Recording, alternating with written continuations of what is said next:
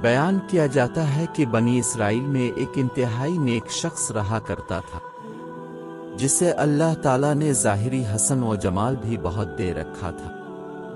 وہ اپنے ہاتھ سے زنبیل بناتا اور فروخت کر کے اپنا گزر بسر کیا کرتا تھا۔ ایک دن وہ بادشاہ کے دروازے پر سے گزر رہا تھا کہ بادشاہ کی بیوی کی خادمہ نے اسے دیکھ لیا۔ جا کر ملکہ سے کہنے لگی کہ یہاں ایک آدمی ہے کہ ایسا حسین شخص کبھی نہیں دیکھا، زنبیل فروخت کرتا پھر رہا ہے۔ ملکہ نے حکم دیا میرے پاس لاؤ۔ اسے لایا گیا تو اسے دیکھتے ہی ملکہ اس پر لٹو ہو گئی۔ کہنے لگی زنبیلے پھینک دے اور یہ چادر سنبھال، باندی سے کہا تیل اور خوشبو وغیرہ لا، ہم اس سے اپنی حاجت پوری کریں گے۔ اور عابد سے کہنے لگی کہ اب تجھے زنبل بیچنے کی ضرورت نہیں رہے گی۔ عابد بار بار انکار کرتا رہا۔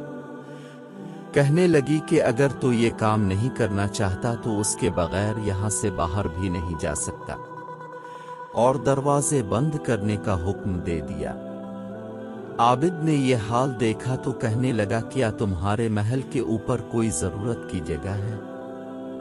کہنے لگی ہاں، باندی کو حکم دیا کہ اس کے لیے پانی وغیرہ اوپر لے جا۔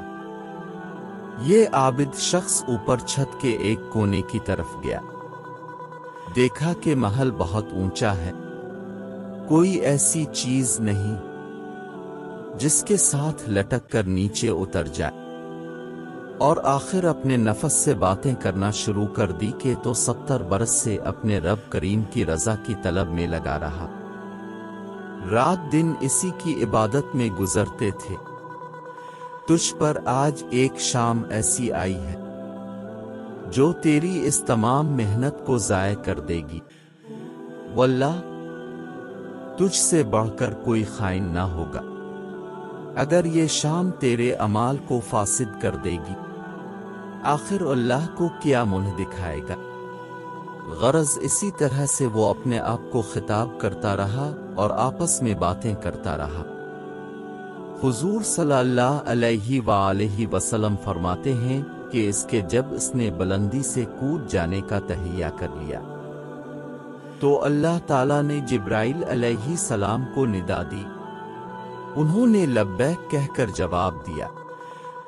ارشاد ہوا میرا بندہ میری مسحت اور ناراضگی سے بچنے کے لیے جان کی بازی لگا رہا ہے، جا اپنے پروں سے اس کو تھام لے اور اسے ذرا بھی تکلیف نہ ہونے پائے۔ چنانچہ جبرائیل علیہ السلام نے اپنا پر پھیلایا، اسے پکڑ کر یوں زمین پر رکھ دیا جیسے ایک مہربان باپ بیٹے کو رکھتا ہے۔ فرمایا کہ عابد یہاں سے سیدھا گھر گیا، زنبیلے وغیرہ وہی رہ گئی۔ سورج غروب ہو رہا تھا، بیوی کہنے لگی زنبیلوں کی قیمت کہاں ہے؟ کہنے لگا آج تو ان کا کچھ نہیں ملا۔ کہنے لگی تو آج رات افطار کس چیز سے کریں گے؟ کہنے لگا آج کی رات یوں ہی ذرا صبر سے کاٹ لیں گے۔ پھر کہنے لگا اٹھ کر تندور میں آگ جلا دے، اگر ہمارے ہمسائے تندور میں آگ نہیں دیکھیں گے تو نہ جانے کیا خیالات ان کے ذہنوں میں دوڑیں گے، خواہ مخواہ انہیں پریشانی کا سامنا کرنا پڑے گا۔ بیوی نے اٹھ کر تندور میں آگ جلا دی اور خود واپس آ کر بیٹھ گئی۔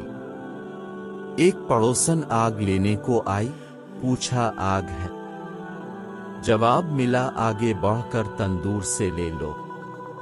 یہ عورت آگ لے کر واپس ہونے لگی تو گھر والی سے کہنے لگی کہ تو یہاں بیٹھی باتیں کر رہی ہے، ادھر تیری روٹیاں پک چکی ہیں بلکہ جلنے کو ہیں۔ عورت نے اٹھ کر دیکھا تندور بہترین روٹیوں سے بھرا ہوا تھا۔ عورت نے انہیں برتن میں رکھا اور خاوند کے پاس لے آئی اور کہنے لگی کہ تیرے ساتھ اللہ تعالیٰ کا یہ معاملہ تیرے بلند درجات کی وجہ سے ہی ہو سکتا ہے، لہذا تو اللہ تعالیٰ سے دعا مانگ کہ ہماری باقی عمر خوشحالی اور فراخی میں گزرے۔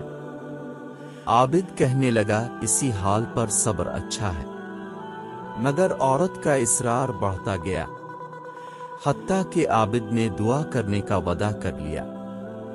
آدھی رات کو اٹھ کر نماز پڑھی اور اللہ تعالیٰ سے دعا مانگنے لگا کہ اللہ میری بیوی کا اسرار اور تقاضا یہ ہے کہ اس کو باقی عمر میں خوشحالی اور فراخی عطا فرما۔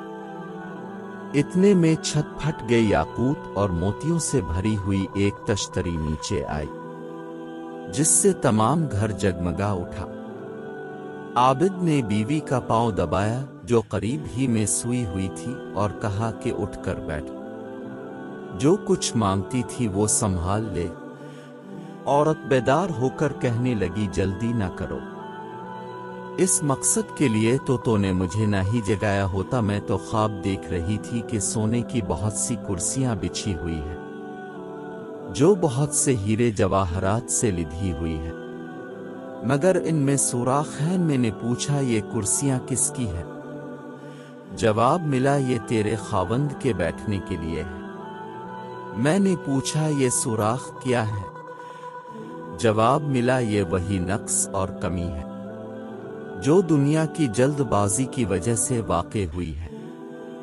تو میں نے کہا کہ میں کسی ایسی چیز کی خواہش نہیں رکھتی جس سے تیری نشست گاہ میں نقص پیدا ہو، لہذا اپنے رب سے اسے واپس کرنے کی دعا کر لو۔ عابد نے دعا کی اور تشتری واپس چلے گی۔ بے شک جو اللہ کے خوف سے اپنے آپ کو نفسانی خواہشات سے بچاتا ہے تو اللہ تعالیٰ یقیناً اس کی مدد فرماتا ہے۔ اللہ پاک سے دعا ہے کہ اللہ پاک ہمیں اس واقعے سے سبق حاصل کر کے اس پر عمل کرنے کی توفیق عطا فرمائے۔ آمین۔